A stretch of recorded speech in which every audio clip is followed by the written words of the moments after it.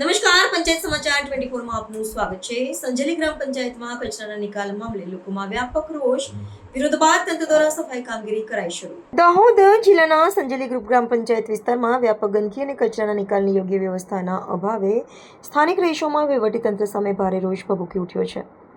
જોકે ગંદકી અને અસ્વચ્છતાનો મુદ્દો સપાટી પર આવતા અને ભારે ટીકાઓ બાદ આખરે તંત્ર સફાઈ કામગીરી માટે હરકતમાં આવ્યું છે। પ્રાપ્ત વિગત અનુસાર નગરમાં સ્વચ્છતા જાળવવા લાખો રૂપિયાના ખર્ચે આશરે 60 જેટલા ડસ્ટબિન મૂકવામાં આવ્યા હોવા છતાં સમયસર કચરાનો નિકાલ ન થતાં રસ્તાઓ પર કચરાના ઢગલા ખડકાયા હતા। ડસ્ટબિન ઉભરાઈ જવાને કારણે કચરો રસ્તાઓ પર ફેલાઈ ગયો હતો, જેનાથી સમગ્ર વિસ્તારમાં દુર્ગંધ અને અસ્વચ્છતાનું સામ્રાજ્ય છવાઈ ગયું હતું।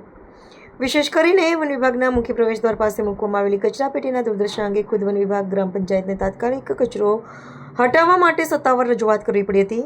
સ્થાનિક નાગરિકોનો આક્ષેપ છે કે પંચાયત પાસે કચરો એકત્રિત કરવા માટે પોતાનું ટ્રેક્ટર કે યોગ્ય વાહન પણ ઉપલબ્ધ નથી અને સફાઈ કામગીરી સંપૂર્ણપણે ભાડાના વાહનો પર નિર્ભર હોવાથી આ કથળેલી પરિસ્થિતિનું નિર્માણ થયું છે। લોકોના આરોગ્ય સામે ખતરો ઊભો થતો અને ચોતરફથી દબાણ વધતા ગ્રામ પંચાયતે તાકીદે સફાઈ કામગીરી હાથ ધરીને પરિસ્થિતિને નિયંત્રણમાં લેવાના પ્રયાસો શરૂ કર્યા છે।